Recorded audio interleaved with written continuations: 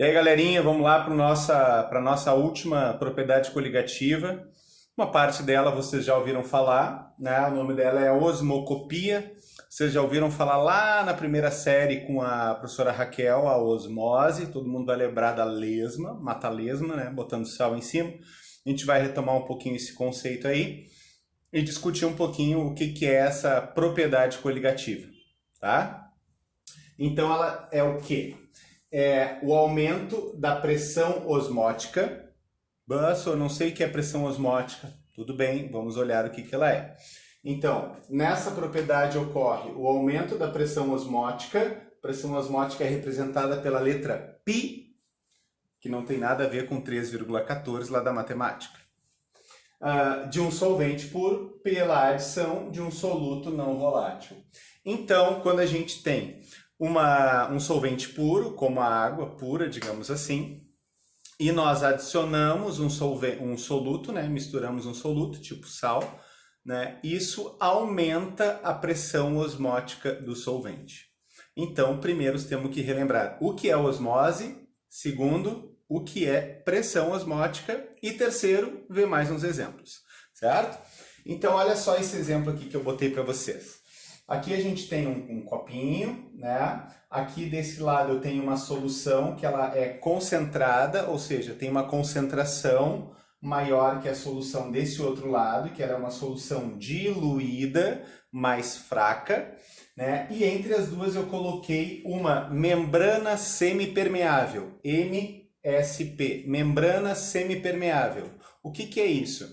É uma película que ela vai deixar passar de um lado para outro apenas a água, né? Por exemplo, a célula tem uma coisa chamada membrana plasmática, lá da primeira série, né? Ela é uma membrana semipermeável, ela deixa passar alguns substratos para dentro e para fora da célula, né? Então isso daqui é uma membrana semipermeável, certo? Vou falar uma grosseiramente assim falando, gente, por exemplo, um filtro seria tipo uma membrana semipermeável, certo? Por exemplo, só para um exemplo bem grosseiro.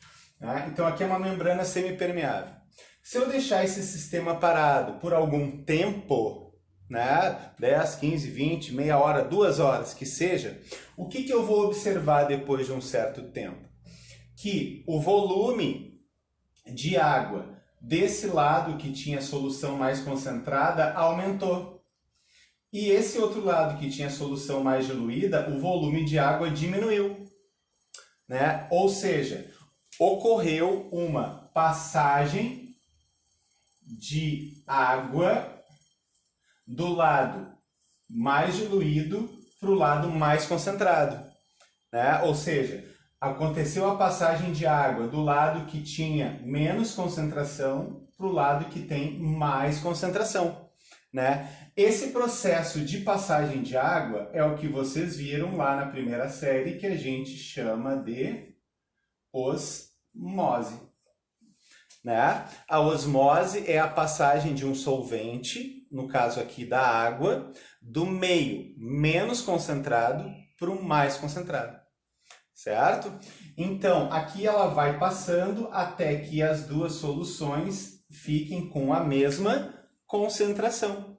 Né? Então, esse processo é a osmose. Lembra, a osmose é um processo natural e espontâneo. Basta eu colocar isso em contato, ela vai acontecer naturalmente. Espontaneamente, o solvente, a água passa do meio menos concentrado para o mais concentrado. Vou te dar um exemplo aqui, tá? Eu acho que a Raquel deu esse exemplo lá na primeira série também. Né? O que acontece com o nosso sangue? O nosso sangue, ele sempre está regulando quanto de sais e minerais tem no sangue. Por quê? Para não acontecer essas mesmas passagens excessivas de solvente para dentro ou para fora da nossa célula, certo? O que acontece? Aqui eu dei um exemplo. Se eu colocar uma célula nossa, uma hemácia, por exemplo, no meio, num sangue, que a concentração de sal é a mesma dos dois lados, não vai acontecer uma passagem de água brusca nem para dentro e nem para fora da célula, né? Esse meio onde os dois, tanto dentro da célula quanto fora, tem a mesma concentração de sal, é chamado meio isotônico. Aí vocês vão lembrar daquelas bebidas tipo Gatorade. Ele não é refrigerante, ele não é suco, ele é um isotônico. A gente só deve tomá-lo quando a gente tiver com o corpo muito desidratado, que ele vai reidratar a nossa célula, porque ele tem concentração de sais próxima ao que teria dentro da célula, né? O que ocorre? Quando esse meio externo do nosso sangue tiver com muito sal, o que vai acontecer? É um chamado meio hipertônico, né? Então, a água vai sair da célula. A água sai da célula para o sangue. É porque esse meio, ele é mais concentrado. Então, a água passa para o meio que é mais concentrado. Por isso que quando a gente consome muitas coisas com sal, muito salgada, a gente tem muita sede. Para quê? Para que a gente ingira mais água e isso vai diluindo o sal que está na nossa corrente sanguínea, impedindo que aconteça esse processo com a nossa célula, que a nossa célula perca água em excesso. Por isso ela vai se desidratar, certo? Em compensação, se a gente colocar a nossa célula num meio que tem menor concentração, vai acontecer o quê? A água vai entrar para dentro da célula. Isso vai fazer a nossa célula ficar mais gordinha. Esse meio é chamado um meio hipotônico. Acho que na primeira série vocês fizeram um trabalho com a professora Raquel com umas bolinhas pequenininhas que vocês colocavam ela dentro da água e elas iam inchando, né? Ou seja, a água ia passando para o meio mais concentrado, que era a parte interior da célula. Ok? Isso é osmose. O que acontece? O que é a pressão osmótica? A pressão osmótica, ela é uma pressão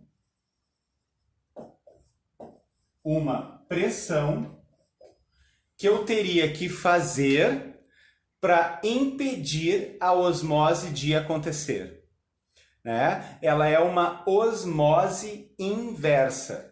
Né? Ou seja, o que eu estou querendo te dizer? Se eu pegasse esse mesmo sistema inicial que a gente tinha e aplicasse sobre essa água aqui, que era mais concentrada, sobre essa solução, se eu aplicasse sobre ela uma pressão, obrigando a água a não passar do verde para o azul, para ela passar ao contrário, ela não faria isso. Ela não faria isso de modo espontâneo. Eu teria que aplicar uma força, porque o que é espontâneo? Espontâneo é a osmose. Só que eu não quero que a osmose aconteça, eu quero que aconteça uma osmose inversa.